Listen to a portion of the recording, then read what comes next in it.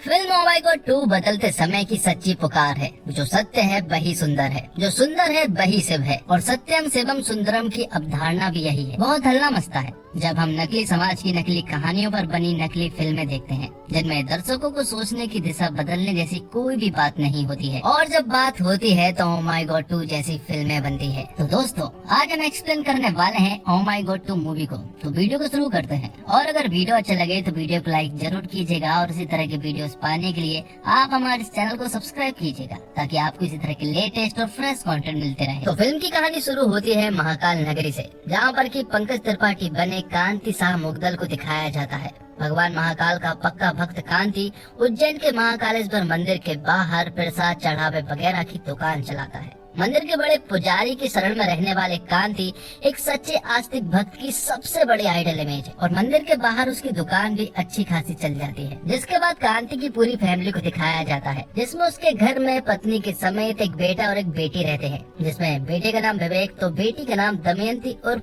दमू है। कांति की बेटी एक छोटे स्कूल में पढ़ती है, वहीं उसका बेटा विवेक एक इंटरनेशनल स्कूल में पढ़ता है। लेकिन स्कूल इंटरनेशनल हो या फिर कस्बे, है तो इंडिया में, और उसमें स्टूडेंट आते तो हमारे इसी समाज से हैं। तो एक दिन विवेक अपने दोस्त के यहाँ पर जाता है और घर वालों से कह देता है कि आज रात वो उसी के घर पर बिताएगा। और अगली सुबह जब होती है तो विवेक हॉस्पिटल में पाया जाता है। ये बात सुनने के बाद कांति तुरंत ही हॉस्पिटल जाता है, जहाँ पर कि वो अपने बेटे से मिलता है। जिसके बाद कांति डॉक्टर से मिलता है, तो डॉक्टर कांति को कुछ ऐसी बातें बताता है कि कांति को कुछ भी समझ नहीं आता है। डॉक्टर कांति को बताता है कि विवेक ने कुछ ऐसी गोलियां खाई हैं जिस वजह से विवेक रात भर जागा है। तो कांति उस डॉक्टर से कहता है कि इसमें क्या बड़ी बात है, अगर किसी भी बच्चे की नींद पूरी नहीं होगी तो वो तो बीमार पड़ेगा ही। तब जाके डॉक्टर कांति को असली सच बताता है। वो बताता है कि विवेक ने कुछ ऐसी गोलियों का इस्तेमाल किया है जिन गोलियों का इस्तेमाल हम सुहागरात के समय पर करते हैं। और डॉक्टर कांति को ये भी बताता है कि विवेक ने सारी रात मास्टरबेट की है। ये सुनने के बाद कांति को बहुत ज्यादा विवेक पर गुस्सा आती है,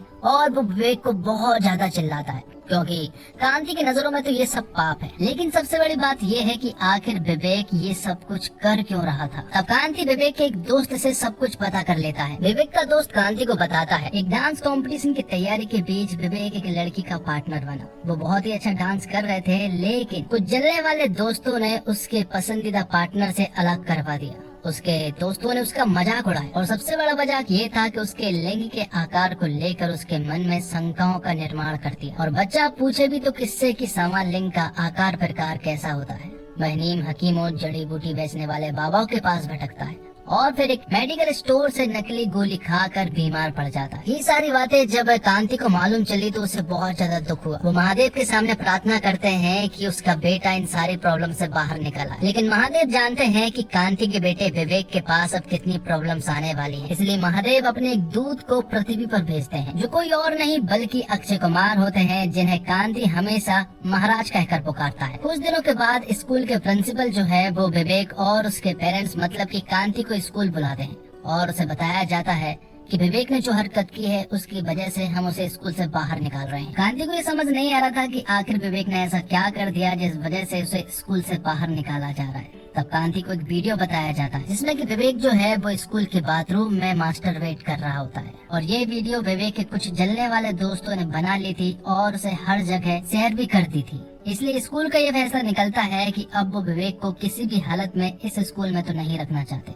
इसलिए वो उसे स्कूल से बाहर निकाल देते हैं।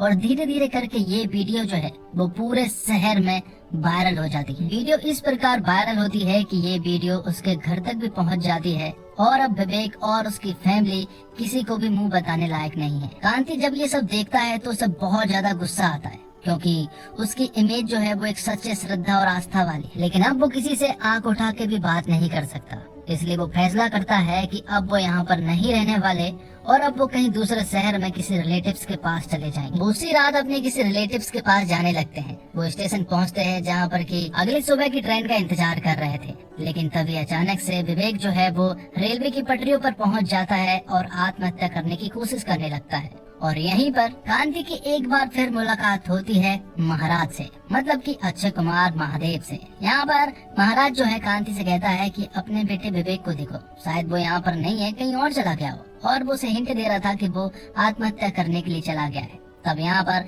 कांति उसके पीछे दौड़ता है। वो उसे बचाने की लाख कोशिश करता है, लेकिन वो उसे नहीं बचा पाता है क्योंकि उसे महाराज मतलब कि महादेव ने बचा लिया था। महादेव ने विवेक को बचा लिया था, जिसके बाद महादेव कांति से बात करते हैं। कांति यहाँ पर उन्हें अपनी सारी प्रॉब्लम्स बता देता है, लेकिन कांति को वो थोड़े पागल से लगते हैं क्योंकि वो पहेलियों में बात करते हैं। महादेव कांति से कहते हैं कि सारी दुनिया को तुम्हारा बेटा गलत लग रहा हो, तुम्हें भी वो गलत लग रहा हो, लेकिन क्या कभी ये जानने की कोशिश की है कि विवेक असल में गलत है भी या फिर नहीं। कांति को ये सारी बातें अब बहुत अच्छे से समझ आ चुकी थी कि विवेक ने जो कुछ भी गलती की उसमें गलती उसकी नहीं थी, बल्कि हमारी स्कूल की और मेडिकल स्टोर वाले की और उन बाबाओं की भी है, क्योंकि अगर उसे सही तरह से ज्ञान मिल गया होता तो शायद आज वो इतनी बड़ी गलती नहीं करता। इसलिए वो 4 लोगों पर केस दर्ज करता है, एक तो स्कूल पर, दूसरा मेडिकल स्टोर पर, तीसरा बाबाओं पर और चौथा खुद पर, क्योंकि अगर विवेक को ठीक से ज्ञान मिल गया होता तो आज वो अज्ञानता का शिकार नहीं होता। कांति कोर्ट पहुंच जाता है एक वकील को लेकर। खुद के ऊपर केस करने वाले शख्स को देखकर जज भी हैरान रह जाते हैं। कांति उनसे कहता है कि मैं इन 4 लोगों पर मानहानि का केस करना चाहता हूं, क्योंकि इन 4 लोगों की लापरवाही की वजह से मेरा बेटा अज्ञानता का शिकार हुआ। मैं चाहता हूं कि सारे लोग मेरे बेटे से माफी मांगे और बदले में ये लोग मुझे महाकाल के लिए चढ़ावा दें 11 रुपए, 21 रुपए, 51 रुपए और 101 रुपए, और मेरे बेटे को स्कूल में वापस दाखिला मिले। लेकिन तभी यहाँ पर कामनी नाम की एक वकील की एंट्री होती है, जो कि एक बहुत ही तेज तर्रार वकील है। कामनी यहाँ पर जज से कहती है कि इस केस को तुरंत ही डिसमिस कर देना चाहिए, लेकिन बात रखने का एक मौका तो मिलना चाहिए।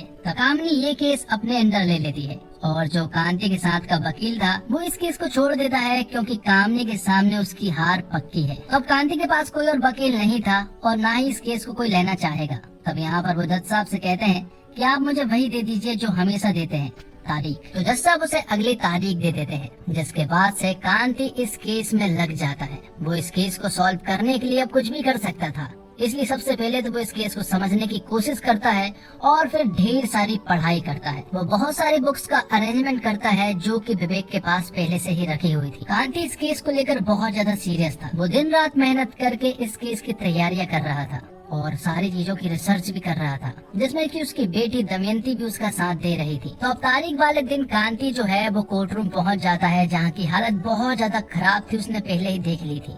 तो यहाँ पर कांति सबसे पहले तो कोर्ट को अच्छी तरह से साफ करता है और इस केस को वो खुद हैंडल करने की गुहार लगाता है, जिस पर कि जज भी हाँ कह देते हैं। और सबसे पहले तो वो उनसे थैंक यू कहते हैं, क्योंकि कांति ने इस कोर्ट रूम को बहुत अच्छे से साफ किया था।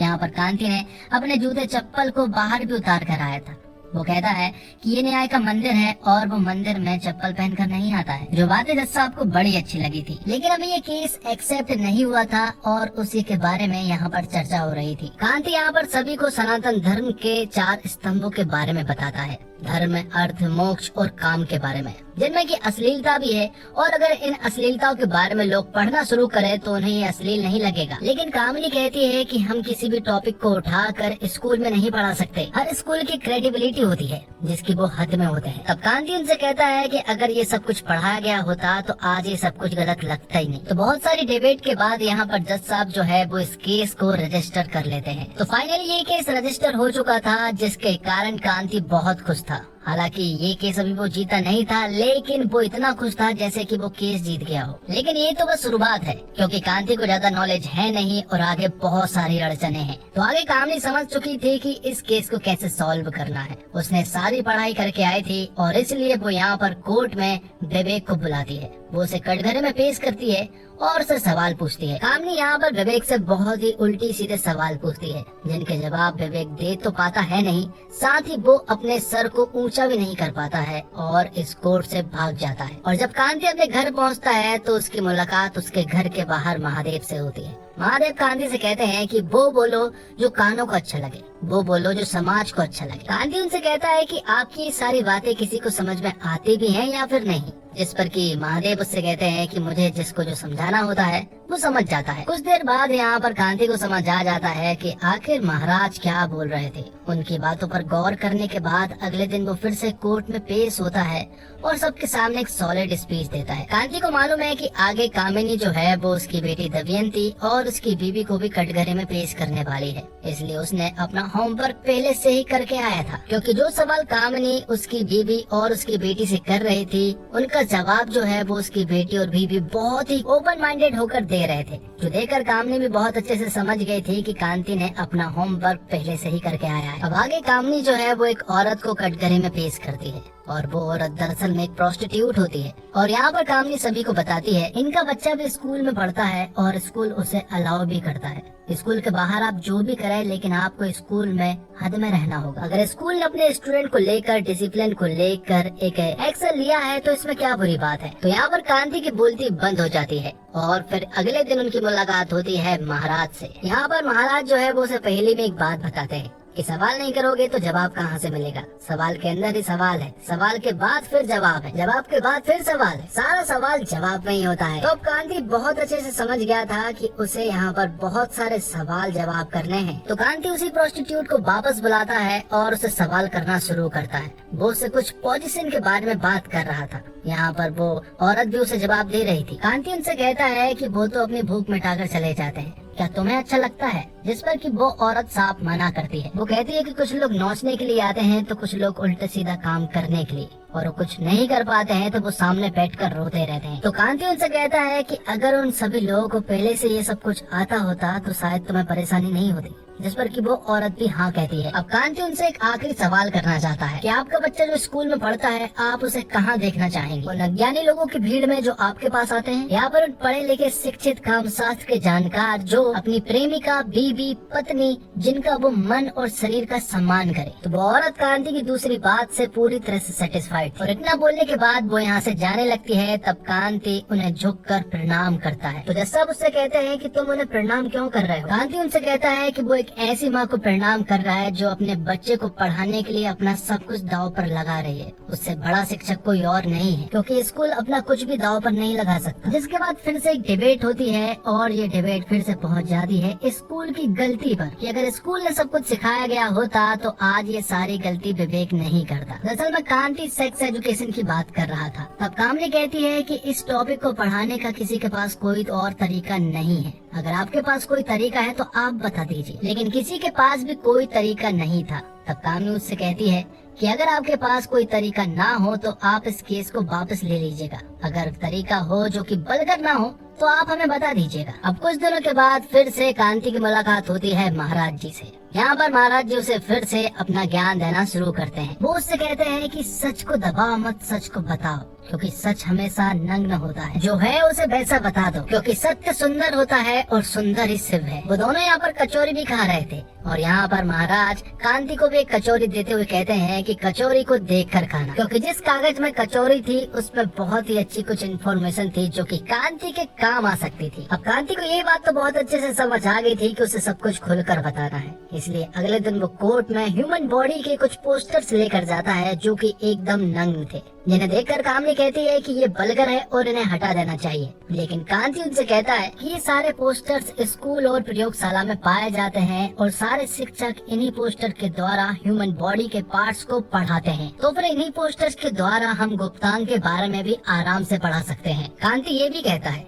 कि जन्म प्रमाण पत्र से लेके मृत्यु प्रमाण पत्र तक उसकी पहचान होती है लिंग, और आज उसी पहचान की बात करने में और बताने में आज हमें शर्म आ रही है। कांति यहाँ पर एक सॉलिड स्पीच देता है जिसके कारण ये केस जो है वो कांति की तरफ झुकने लगा था। लेकिन आखिर में कामनी पब्लिक से पूछती है कि आखिर किन किन लोगों को लगता है कि इस टॉपिक पर स्कूल में पढ़ाई होनी चाहिए, जिसमें कि सिर्फ एक दो लोग ही हाथ उठा पाते हैं और जज साहब जो है अगली तारीख दे देते हैं। लेकिन इन सब का बाहर प्रभाव जो हुआ था वो बहुत ही सॉलिड हुआ था। सभी लोग चाहते थे कि स्कूल में इन सब की पढ़ाई हो और सभी लोग इस सब का नॉलेज भी चाहते थे। और अब कहीं न कहीं स्कूल के प्रिंसिपल को भी ये लग गया था कि वो ये केस हारने वाले हैं, क्योंकि बात अब स्कूल की इज्जत पर आ गई थी। इसलिए वो कांति के साथ एक मीटिंग रखते हैं और वो कांति को 1 करोड़ रुपए का चेक देते हैं और बदले में ये मांगते हैं कि वो इस केस को वापस ले ले, जिस पर कि कांति भी उस चेक को एक्सेप्ट कर लेता है और उस पेपर पर साइन कर देता है। लेकिन उसे कहीं न कहीं ये सब कुछ अच्छा नहीं लग रहा था।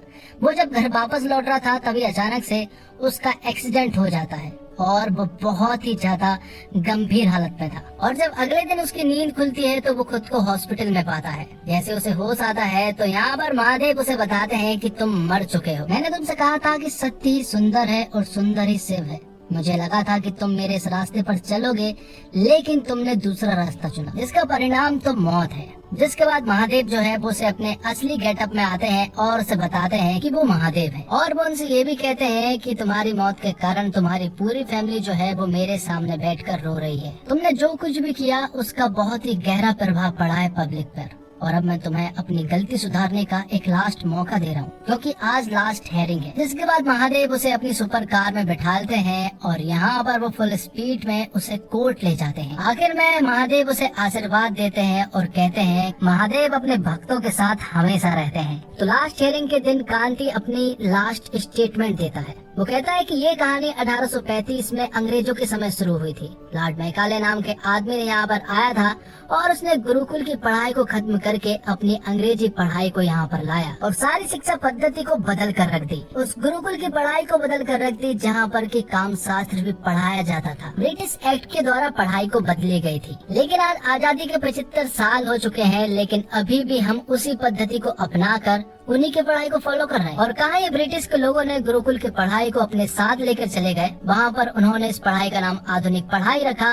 और ये हमसे आगे निकल गए और हम वहीं के वहीं रह गए। थोड़ी देर के बाद यहाँ पर विवेक भी आ जाता है और कामनी उसे सवाल पूछने लगती है कि क्या उसने उस दिन गलत किया था, जिस पर कि विवेक उनसे कहता है उसने जो कुछ भी किया वो गलत नहीं किया, उसने जिस जगह पर किया वो गलत किया। तब वो स्कूल से माफी मांगता है और एक बार फिर से स्कूल में एडमिशन की गुजारिश करता है। तब कामनी उससे कहती है कि ये बहुत ही बेशर्मी वाली बात है कि तुमने जो कुछ गलत किया तुम उसे गलत नहीं मानते हो। लेकिन धीरे धीरे करके पूरी पब्लिक जो है वो विवेक को सपोर्ट करने लगती है और कहती है कि विवेक ने कुछ गलत नहीं किया है, क्योंकि हम भी करते हैं और सभी करते हैं। यहाँ पर जितने भी लोग आए थे वो यहाँ पर कांति की बातों से प्रभावित होकर आए थे। तो इस तरह से कांति इस केस को जीत जाता है। और जैसा सब कहते हैं कि ये गलती जो है वो एजुकेशन सिस्टम की है, तो जल्द से जल्द एजुकेशन सिस्टम से गुजारिश है कि वो सिलेबस में इस टॉपिक को ऐड करें। और जिन 4 लोगों ने गलती की है वो 11 रुपए, 21 रुपए, 51 रुपए और 101 रुपए कांति को कंपनसेशन के रूप में दे, ताकि वो महाकाल को चढ़ावा चढ़ा सके। और विवेक को भी वापस स्कूल में एडमिशन मिल चुका था।